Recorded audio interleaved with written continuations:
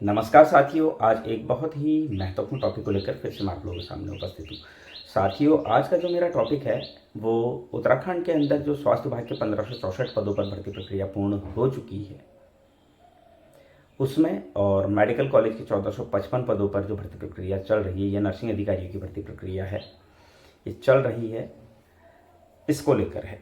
साथियों, आपको याद होगा आज से एक साल पहले 12 सितंबर 2023 को स्वास्थ्य विभाग के 1564 पदों के सापेक्ष 1377 पदों पर रिजल्ट आया था, चयन सूची। उस समय हम एक मुद्दे को लेकर माननीय उच्च न्यायालय की शरण में गए थे। आखिर वो मुद्दा था क्या? पहले लोगों को चीज़ें समझनी चाहिए, फिर हल्ला करना चाहिए।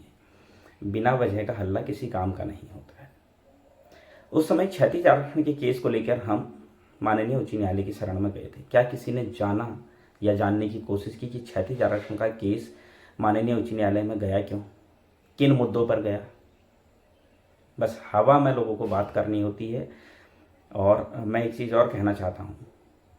मैं सबसे पहले ये बात करना चाहता हूँ कि अमिता विलियम जी से मेरी बात हुई थी और उन्होंने बहुत सारी चीज़ें हमने आपस में डिस्कस की, और उन्होंने कहा कि ऐसी कोई भी बात मेरी जो है इधर उधर नहीं हुई थी। मैंने किसी के साथ भी कोई इस केस के रिगार्डिंग कोई गलत इन्फॉर्मेशन शेयर नहीं की थी। तो उस समय क्योंकि मैंने एक वीडियो डाला था, हालांकि वो बाद में डिलीट कर दिया था, जिसमें मैंने कहा था कि अमिता विलियम जो है इस तरीके से गलत चीज़ें फैला रही है। तो उनसे बात हुई तो उन्होंने कहा मैंने ये चीज़ें नहीं फैलाई है। चलो हम मान लेते हैं, कोई दिक्कत नहीं है, और इसीलिए वो वीडियो भी मैंने डिलीट कर दिया था। दूसरी बात साथियों, क्षैतिज आरक्षण के केस को लेकर एक बड़ी बात मैं बता रहा हूँ। अमिता विलियम्स जो हमारे साथ काम कर रही थी, उन्होंने अपना नाम वापस ले लिया है। वो अब इस केस को नहीं लड़ना चाहती हैं और उन्होंने अपना केस से नाम वापस ले लिया है। तो किसी को भी अगर इस केस के रिगार्डिंग कुछ बात करनी होगी तो मैं वीडियो डालता हूँ, वीडियो के माध्यम से ही उसको जानकारी मिलेगी। अननेसेसरी अमिता विलियम जी को परेशान ना करें। किसी का भी ये राइट नहीं बनता है कि किसी को कभी भी फ़ोन कर लें, परेशान करें। आपको जो भी इन्फॉर्मेशन, ये वीडियो इसीलिए बनाई जाती है ताकि आपको अपडेट मिलती रहे। इन्फॉर्मेशन देने का जो जरिया है वो ये वीडियो है, क्योंकि हर एक व्यक्ति को एक एक घंटा या आधा आधा घंटा या 10-10 मिनट फ़ोन पर नहीं समझाया जा सकता, ये आपको भी समझना होगा। इसलिए वीडियो के माध्यम से आपको सारी इन्फॉर्मेशन दी जाती है। और प्लीज़ एक रिक्वेस्ट कर रहा हूँ, वीडियो देखने के बाद लोग कॉल करते हैं और वही बात पूछते हैं जो वीडियो में बताई होती है। तो आप प्लीज़, वीडियो इसीलिए डाल रहे हैं हम कि वीडियो आप देखो, उससे आपको इन्फॉर्मेशन मिले।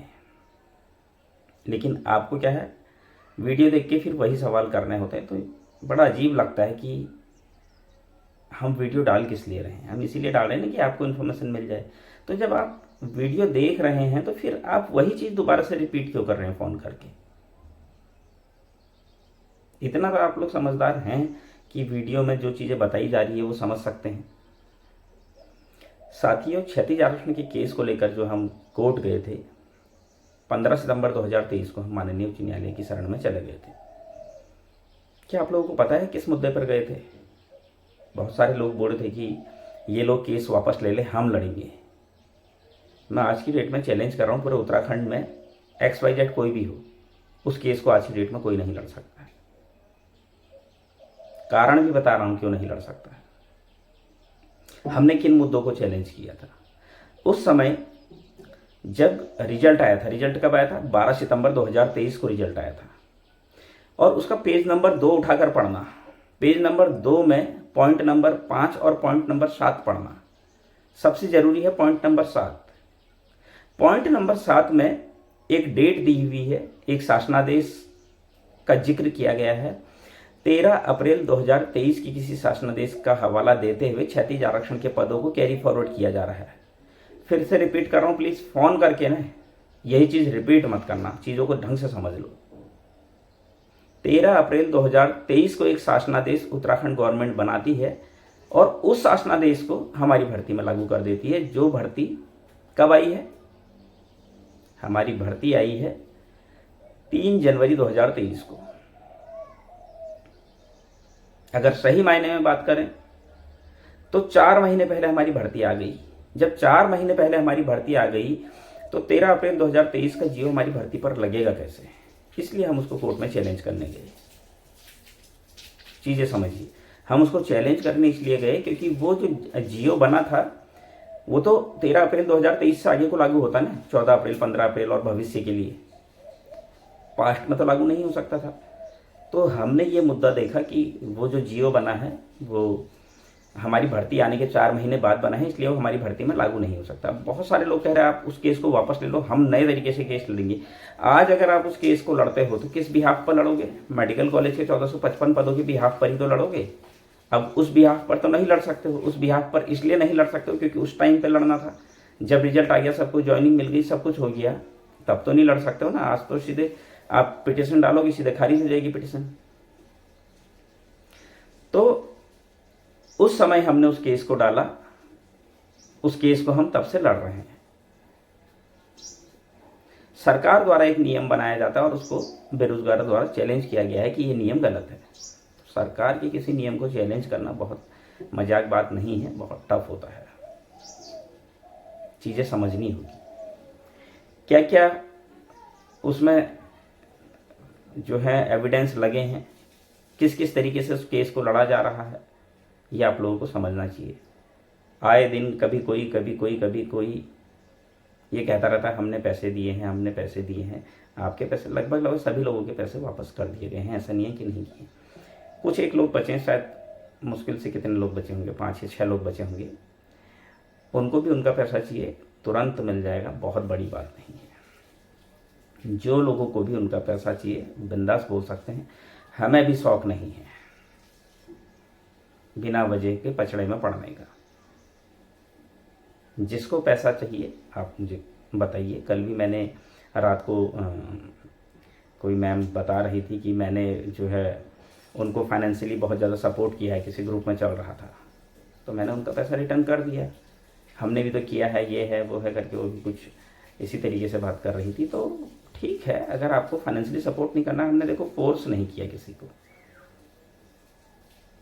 ना हमें किसी ने कोर्ट जाने के लिए फोर्स किया, हम अपनी इच्छा से कोर्ट गए हैं। हमें लगा कि यार कुछ लोगों का भला हो जाएगा, समथिंग कुछ लोगों का, बोले तो स्वास्थ्य विभाग में 103 पद और ऐड हो जाएंगे, इसी तरीके से मेडिकल कॉलेज में 124-25 पद और ऐड हो जाएंगे। तो अच्छी खासी ये संख्या है और कहीं ना कहीं हमारे उत्तराखंड के लोगों का भला हो रहा था, तो इसलिए मैं कोर्ट गया। बहुत सारे लोग बोले तो बबलू तो कोर्ट गया ही नहीं है, अमिताभ विलियम्स और मुकेश गए हैं। तो ये भी आप पता कर लीजिएगा कि एक गणेश कांडपाल जी से कि इस केस को लेकर कौन उनके पास गया था और इस केस को लीड कौन कर रहा है। अमिताभ विलियम जी ने अपना नाम वापस ले लिया है। प्लीज़ मैं रिक्वेस्ट कर रहा हूँ आप सभी लोगों से, कोई भी उनको अननेसेसरी परेशान ना करें। मेरी उनसे कल बात हुई है, उन्होंने इस बारे में बात की है और उन्होंने ये भी कहा है कि इस केस के रिगार्डिंग कुछ भी गलत बातें मैंने इधर उधर नहीं फैलाई है। तो उसके लिए मैं भी सभी लोगों से कहूँगा कि प्लीज़ कोई भी हो अमिताभ विलियम जी को परेशान ना करें। उनके साथ हम लोगों ने अच्छी तरीके से काम किया, ऐसा नहीं है, आज भी हमारी अच्छे से बात होती है। कल मेरी अमिताभ विलियम जी से बात हुई और बहुत अच्छे से हम बात करते हैं, ऐसा नहीं है, किसी से लड़ाई झगड़ा नहीं करना है। और अमिताभ विलियम जी भी सुलझी है, वो भी ऐसा नहीं मन में रखती, जब भी बात करती है बहुत रिस्पेक्ट से मेरे से बात करती हैं। उन्होंने कभी मिसबिहेव मेरे साथ या फिर कुछ गलत वर्डिंग आज तक नहीं की है। मैं खाली झूठ बोल दूँ आपसे पीठ पीछे कि हाँ उन्होंने ऐसा बोला वैसा बोला, ऐसा नहीं है। उन्होंने केस से नाम वापस ले लिया। प्लीज़ आप लोग उनको अननेसेसरी परेशान ना करें। केस के रिगार्डिंग वीडियो बनाया जा रहा है, वीडियो के माध्यम से ही, और मैं अभी भी बोल रहा हूँ आप लोगों को, जिन लोगों को भी उनका पैसा वापस चाहिए प्लीज़ बता दीजिए। बहुत बड़ा अमाउंट हमारे पास नहीं जमा हुआ था, तो मैं इजीली वो पैसा वापस कर सकता हूँ। इस केस में जितनी हमने अर्जेंसी लगा दी है, जितना पैसा हमने अर्जेंसी में खर्च कर दिया, उतना पैसा भी हमें जो है फंडिंग के रूप में नहीं मिला था। तो बहुत बड़ी बात नहीं है। केस की फ़ीस, एफिडेविट, ये तो हमारी अपनी, सब कुछ हम खुद झेल रहे हैं इन चीज़ों। खैर कोई फ़र्क नहीं पड़ता है, हम इसलिए कोर्ट गए थे कि चलो किसी न किसी का भला होगा। और मैं अपने नाम से केस इसलिए नहीं डाल पाया था उस समय, क्योंकि मेरे वकील ने कहा था प्रभावित व्यक्ति ही इस केस को लड़ेगा।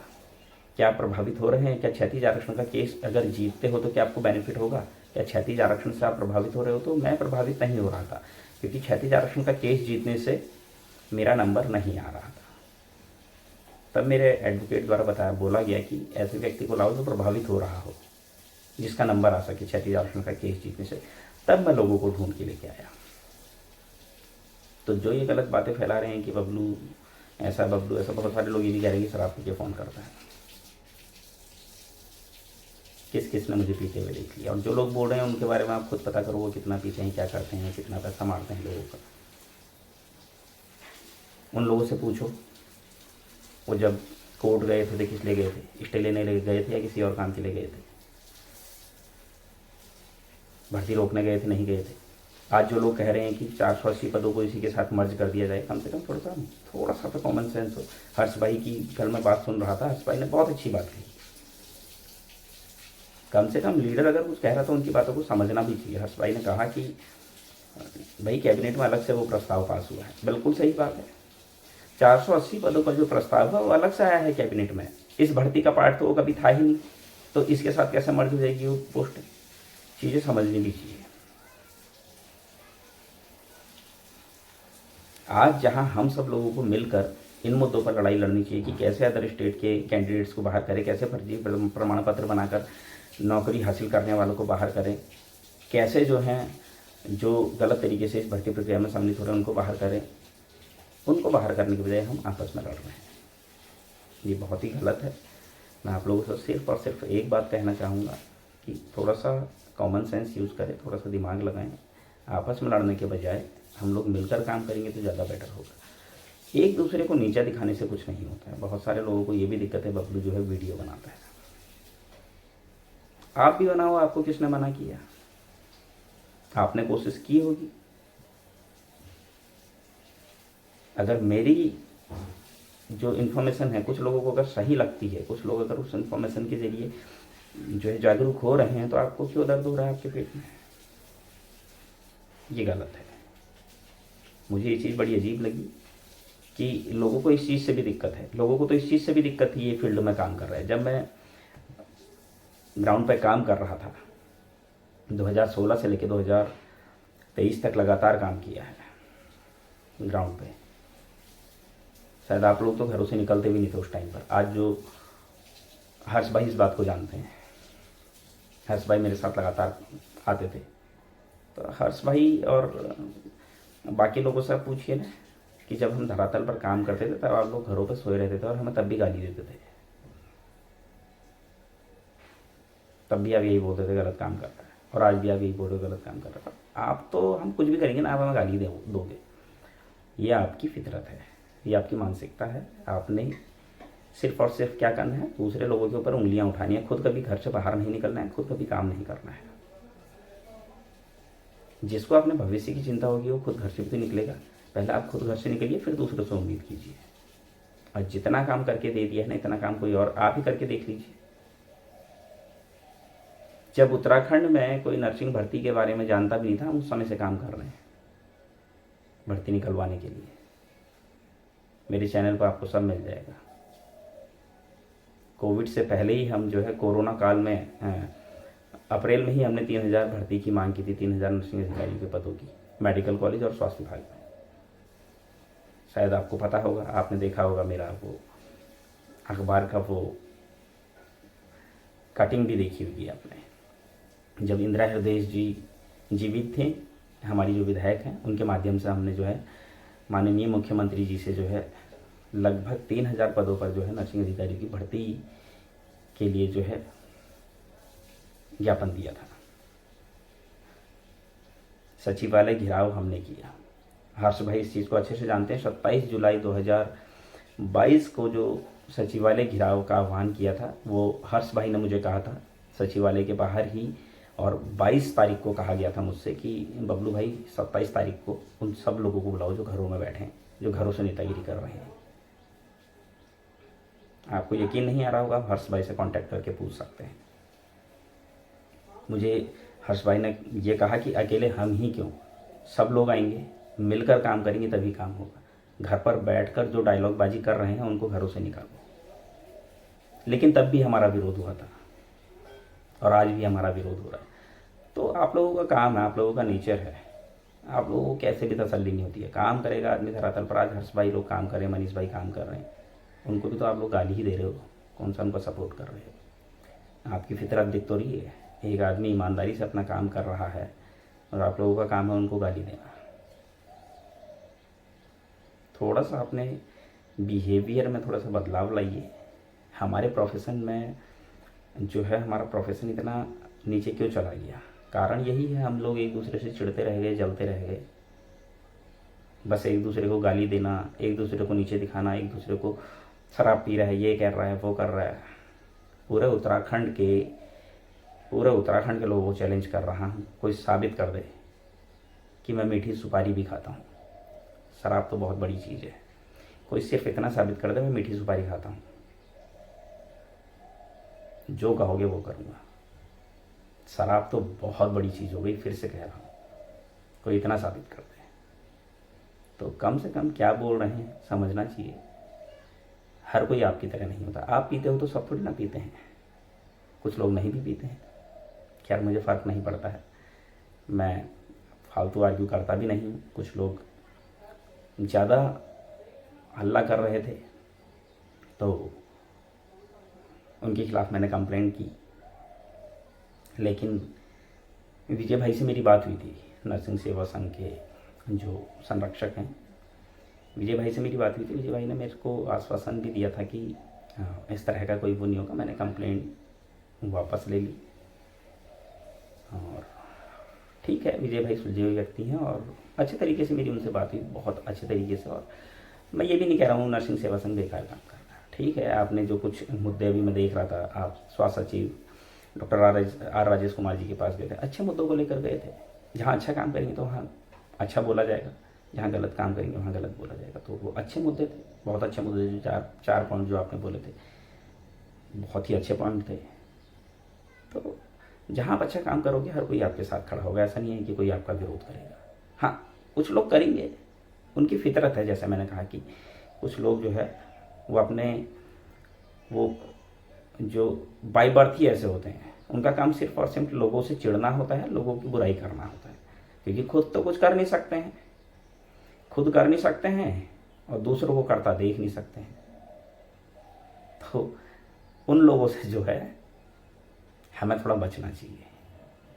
बाकी मैं सिर्फ और सिर्फ इतना कहूँगा कि हमें अभी एक होकर लड़ना चाहिए, बाहरी राज्यों के खिलाफ, फर्जी प्रमाण पत्र बनाकर जो नौकरी हासिल कर चुके हैं उनके खिलाफ। ऐसे लोगों को हमें नर्सिंग भर्ती प्रक्रिया से बाहर करवाना चाहिए। उम्मीद करता हूँ साथियों आप मेरी बातों से सहमत होंगे। उम्मीद करता हूँ कि सब लोग मिलकर काम करेंगे। और फिर से एक बात कह रहा हूँ, जिसको भी जिसका पैसा वापस चाहिए तुरंत बोलें, मिल जाएगा। मुझे कोई शौक़ नहीं है कि क्षैतिज आरक्षण के केस को मैं जो लड़ रहा हूँ, आप लोगों की भलाई के लिए लड़ रहा था, लेकिन जो लड़ रहा हूँ ना, जितनी गालियाँ आप मुझे दे चुके हैं, जितना गंदा गंदा आप मेरे बारे में बोल चुके हैं, जितनी गालियाँ आप मुझे दे चुके हैं इस केस के रिगार्डिंग, तो कहीं ना कहीं क्या होता है, आदमी नेगेटिव होता है। क्योंकि मैं एक ही चीज़ कह रहा हूँ, क्योंकि मेरा तो कोई लेना देना था नहीं क्षैतिज आरक्षण से, मेरा तो नंबर नहीं आ रहा था। लेकिन मैंने किस चीज़ के लिए लड़ा कि हमारे उत्तराखंड के लगभग 225-30 बच्चों का भला हो जाएगा, जिनको कि सरकार ने बोल दिया है कि इनको नहीं भाई हम लेंगे। सरकार से लड़ाई लड़ रहे हैं हम। सरकार से लड़ना इतना आसान नहीं होता है जितना आप लोगों को लगता है।